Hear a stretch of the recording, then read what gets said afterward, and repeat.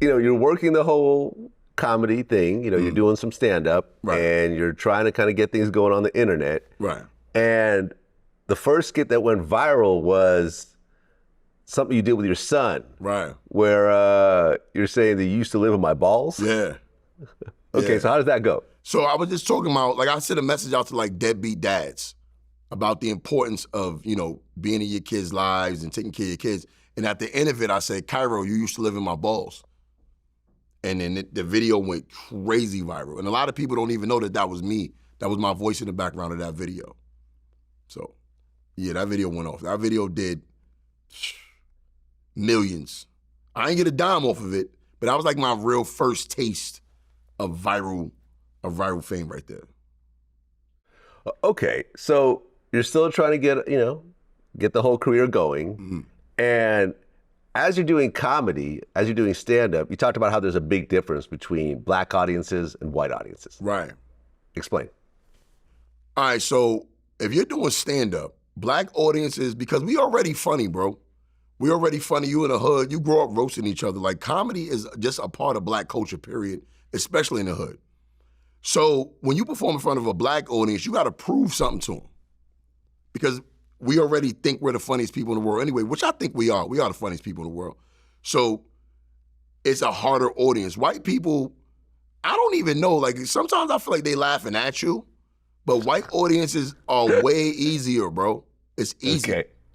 The real test is in front of a black hood crowd. That's when you really know you're funny. Because there's a lot of goofy comedians out here that can't do black rooms. They can do white rooms. They can't do black rooms. Okay, and you talked about how most comedians think that the worst thing in the world is to get booed.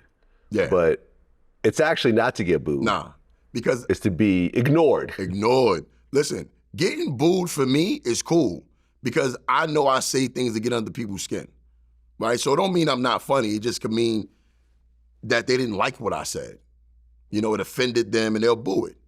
But getting ignored, bro, sidebar conversations as you're up there performing, hurts. That hurts your feelings. It hurts. So that's when you know you whack.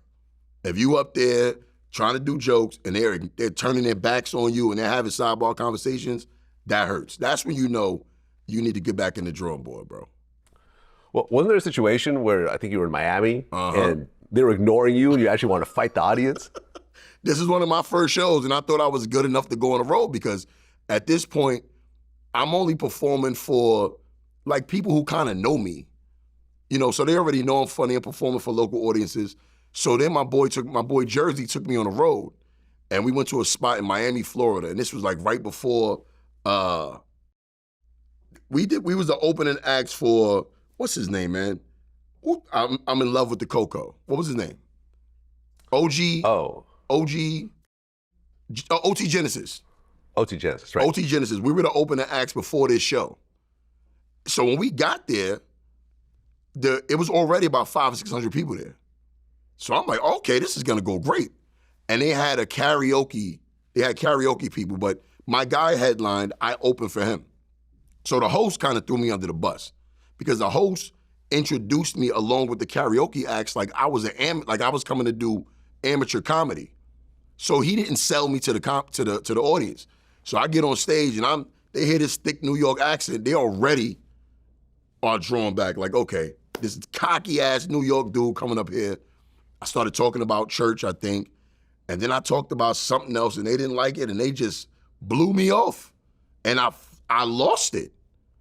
I just started going at the audience and my boy, they came up to stop the show and my boy signaled like, yo, man, get out of there. This is Miami.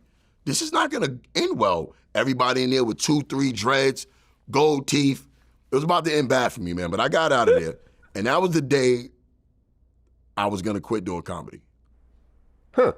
Yeah, but I kept going after that, man. I took some time off though. Huh. I was real mad at myself. Well, I mean, a bad situation will do that too, but it really comes down to how motivated, how serious you are about your craft. Facts.